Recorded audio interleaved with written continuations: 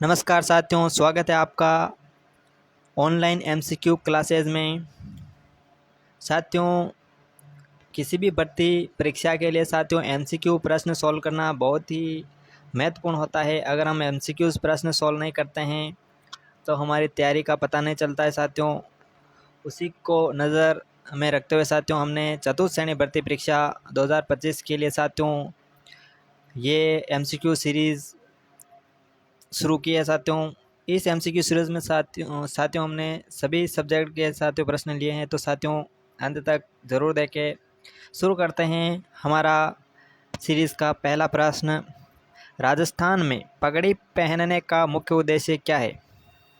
साथियों पहला प्रश्न है, राजस्थान में जो पगड़ी पहनते हैं उसका मुख्य उद्देश्य क्या है? साथियों आभूषण, सांस्कृतिक प्रतीक, सम्मान या सभी? तो साथियों पगड़ी का मुख्य उद्देश्य क्या हो जाएगा? सभी हो जाएगा। जो पगड़ी का है साथियों आभूषण भी है, एक तरह से सांस्कृतिक का प्रतीक भी है साथियों, और पगड़ी हमारे सम्मान का प्रतीक भी है। तो साथियों डी ऑप्शन इसका बिल्कुल राइट हो जाएगा। डी ऑप्शन बिल्कुल करेक्ट हो जाएगा। अगला प्रश्न लेते हैं साथियों। दूसरा प्रश्न है, राजस्थान में किस भाषा को राजस्थानी की मूल भाषा माना जाता है? कौन सी भाषा को राजस्थान की मूल भाषा मानते हैं साथियों? मारवाड़ी को, मेवाड़ी को, ढूंढाड़ी को या हाड़ौती को? तो दोस्तों जो मारवाड़ी है वो राजस्थान की मूल भाषा है साथियों। सर्वाधिक क्षेत्र में मारवाड़ी ही बोली जाती है। सर्वाधिक जो क्षेत्र में मारवाड़ी भाषा बोली जाती है, उसके बाद में साथियों मेवाड़ी बोली जाती है। तो जो मुख्य भाषा है, मूल भाषा है, वो मारवाड़ी ही है साथियों हमारे राजस्थान की। ए ऑप्शन इसका करेक्ट हो जाएगा। अगला प्रश्न है, राजस्थान में कौन सा क्षेत्र सांस्कृतिक विरासत की रक्षा के लिए प्रयास कर रहा है? जो कौन सा क्षेत्र है वो हमारी सांस्कृतिक विरासत की रक्षा के लिए प्रयास कर रहा है? मारवाड़, मेवाड़, हाड़ौती या ढूंढाड़? तो साथियों इसका भी राइट आंसर हो जाएगा मारवाड़। कौन सा क्षेत्र है साथियों? मारवाड़। ए ऑप्शन बिल्कुल राइट हो जाएगा। अगला प्रश्न लेते हैं, 4 नंबर का प्रश्न है प्यारे साथियों। राजस्थान का कुल क्षेत्रफल भारत के कुल क्षेत्रफल का लगभग कितना प्रतिशत है? जो हमारे राज्य का क्षेत्रफल है वो भारत के कितने प्रतिशत क्षेत्रफल का हिस्सा है साथियों? 10%, 5%, 15% या 20%? तो प्यारे साथियों जो हमारा राजस्थान है वो भारत का 10% है। कितना हिस्सा है साथियों? भारत का 10% हिस्सा है वो हमारा राजस्थान है साथियों, 10% हिस्सा। ए ऑप्शन बिल्कुल राइट हो जाएगा। अगला प्रश्न लेते हैं, 5 नंबर का प्रश्न है, राजस्थान में किस राजा ने 56 भोग की परंपरा शुरू की थी? बहुत ही शानदार प्रश्न है।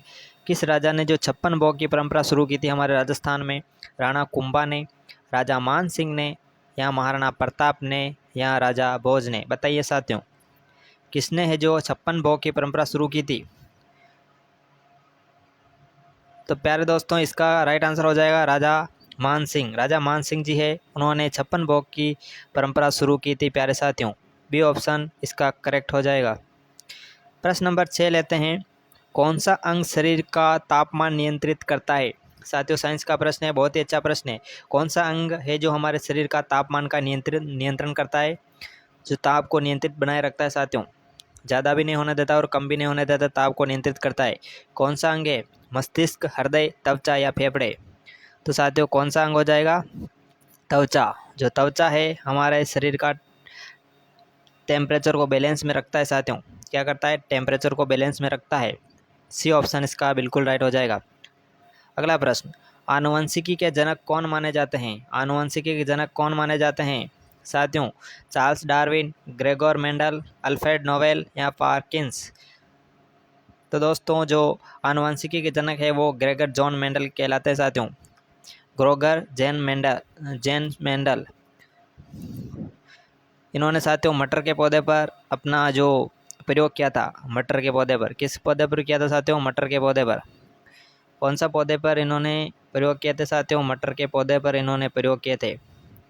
आनुवंशिकी के जनक कहलाते हैं साथियों Gregor John Mendel. B option इसका राइट हो जाएगा। अगला प्रश्न लेते हैं, 7 नंबर का प्रश्न है प्यारे साथियों, राजस्थान का कौन सा मेला पुष्कर मेले के नाम से प्रसिद्ध है? कौन सा मेला है जो पुष्कर के मेले के नाम से प्रसिद्ध है? अजमेर में, जयपुर में, जोधपुर में या उदयपुर में? जो पुष्कर मेला है कहाँ पड़ता है साथियों? अजमेर में। कहाँ पड़ता है साथियों? अजमेर में। कार्तिक पूर्णिमा को पड़ता है। कब पड़ता है साथियों? कार्तिक पूर्णिमा को पुष्कर मेला पड़ता है, कार्तिक पूर्णिमा को। कार्तिक पूर्णिमा को ये मेला पड़ता है साथियों, और ये एक पशु मेला है साथियों। कौन सा मेला है साथियों? पशु मेला है। कार्तिक पूर्णिमा को ये बढ़ता है साथियों। अगला प्रश्न, इंटरनेट की खोज किसने की थी? जो इंटरनेट है उसकी खोज किसने की थी साथियों? कंप्यूटर का प्रश्न है।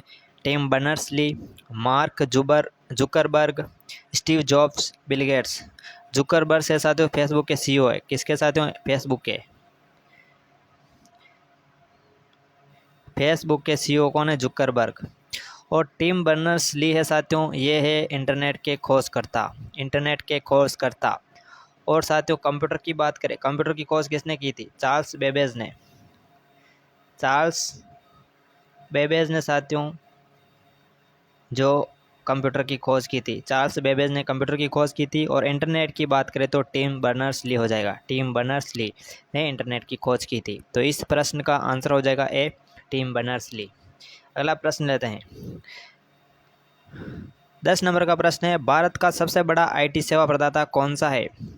जो हमारे भारत का है वो सबसे बड़ा आईटी प्रदाता कौन सा है? इंफोसिस, टाटा कंसल्टेंसी सर्विसेज, विप्रो या एचसीएल। तो साथियों जो हमारे सबसे बड़ी आईटी सेवा प्रदाता है वो टाटा कंसल्टेंसी सर्विसेज। कौन सी हो जाएगी? Tata Consultancy Services. B option इसका बिल्कुल राइट हो जाएगा।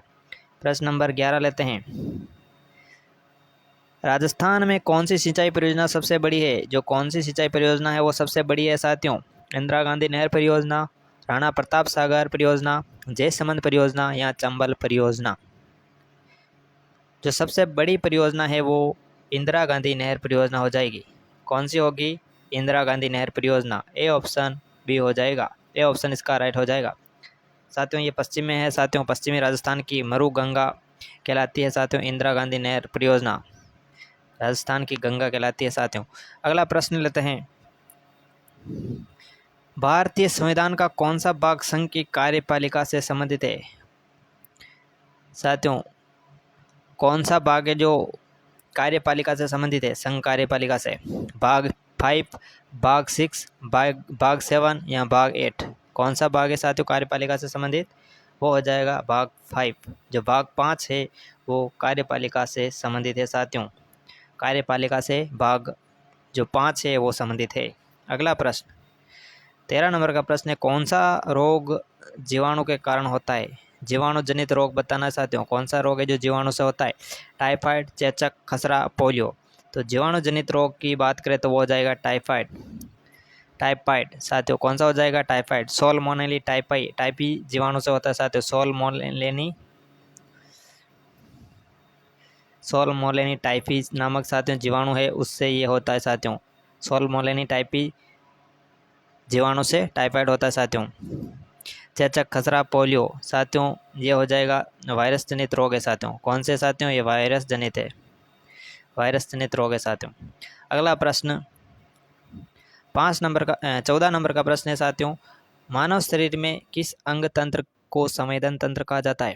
संवेदन तंत्र किसे कहते हैं? तंत्रिका तंत्र को, पाचन तंत्र को, सांस तंत्र को या रक्त संचार तंत्र को?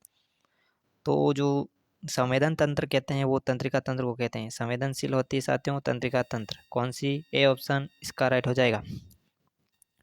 अगला प्रश्न है 15 नंबर का प्रश्न, राजस्थान के कितने प्रतिशत भाग में थार मरुस्थल फैला हुआ है? कितने प्रतिशत भाग में थार का मरुस्थल फैला हुआ है साथियों? Option A 60%, option B 61%, option C 70% या ऑप्शन डी 65%। जो साथियों हमारे राजस्थान में थार का मरुस्थल है वो 61% क्षेत्र में फैला हुआ है। कितने परसेंट में? 61%। 61% में थार मरुस्थल फैला हुआ है। बी ऑप्शन इसका राइट हो जाएगा। अगला प्रश्न 16 नंबर का प्रश्न है, MS वर्ड किस प्रकार का सॉफ्टवेयर है? कंप्यूटर का प्रश्न है, MS वर्ड है जो किस प्रकार का सॉफ्टवेयर है? Word processor, spreadsheet, presentation, database. तो स्प्रेडशीट होती साथियों वो है एक्सेल हो जाएगा। एक्सेल है वो स्प्रेडशीट प्रोग्राम है साथियों। प्रेजेंटेशन के लिए साथियों MS पावर पॉइंट का इस्तेमाल करते हैं साथियों। पावर पॉइंट कौन सा हो जाएगा? Power point. प्रेजेंटेशन के लिए पावर पॉइंट का उपयोग किया जाता है साथियों। जो वर्ड प्रोसेसर है वो MS वर्ड का एक सॉफ्टवेयर साथियों। MS वर्ड है जो वर्ड प्रोसेसर सॉफ्टवेयर साथियों, वर्ड के लिए है साथियों। वर्ड टाइप करने के लिए वर्ड प्रोसेसर का उपयोग होता है साथियों। MS वर्ड है जो वर्ड प्रोसेसर सॉफ्टवेयर है। अगला प्रश्न 2024 में किस भारतीय राज्य ने नई औद्योगिक नीति लागू की? किस राज्य ने साथियों जो 2024 में नई औद्योगिक नीति लागू की? गुजरात ने, महाराष्ट्र ने, तमिलनाडु ने, तेलंगाना ने। तो किस राज्य ने की थी साथियों? गुजरात ने। गुजरात राज्य ने 2024 में नई औद्योगिक नीति लागू की थी 2024 को गुजरात ने। ए ऑप्शन इसका राइट हो जाएगा। अगला प्रश्न है, राजस्थान में तीज त्यौहार मुख्य रूप से किससे संबंधित है? जो तीज त्यौहार है वो किससे संबंधित है? शिव और पार्वती से, राम और सीता से, कृष्ण और राधा से, विष्णु और लक्ष्मी से। जो तीज त्यौहार है साथियों वो शिव व पार्वती के प्रतीक है साथियों, शिव व पार्वती। ए ऑप्शन इसका बिल्कुल राइट हो जाएगा। ए ऑप्शन इसका करेक्ट राइट आंसर हो जाएगा। अगला प्रश्न लेते हैं, 19 नंबर का प्रश्न है, राजस्थान में किस जिले में सबसे अधिक साक्षरता है? किस जिले में साथियों सबसे ज़्यादा साक्षरता है? जयपुर में, झुंझुनू में, कोटा में या सीकर में? तो साथियों साक्षरता की बात करें तो वो हो जाएगा झुंझुनू। झुंझुनू जिले में सर्वाधिक साक्षरता है साथियों। 2011 की जनगणना के अनुसार साथियों 2011 की जनगणना के अनुसार झुंझुनू जिले में सर्वाधिक साक्षरता है साथियों। बी ऑप्शन इसका राइट हो जाएगा। अगला प्रश्न 20 नंबर का प्रश्न है, कौन सा पदार्थ चुंबकीय होता है? जो कौन सा पदार्थ है वो चुंबकीय होता है? लोहा, निकल, कोबाल्ट या सभी? तो प्यारे साथियों इसका राइट आंसर क्या हो जाएगा? चुंबकीय पदार्थ बताना है साथियों। लोहा भी चुंबकीय पदार्थ होता है, निकल भी होता है, कोबाल्ट भी होता है। तो साथियों इस प्रश्न का राइट आंसर क्या हो जाएगा? D option. डी है जो राइट आंसर हो जाएगा। सभी है जो लोहे को साथियों क्या है? चुंबकीय होते हैं साथियों। सभी पदार्थ है क्या है? चुंबकीय पदार्थ है, लोहा, निकल व कोबाल्ट। तो साथियों ये थे आज के टॉप 20 प्रश्न। आशा करता हूँ आपको ये वीडियो अच्छा लगा होगा। चैनल को सब्सक्राइब ज़रूर करें, वीडियो को लाइक कर दें। धन्यवाद। मिलते हैं अगले वीडियो में।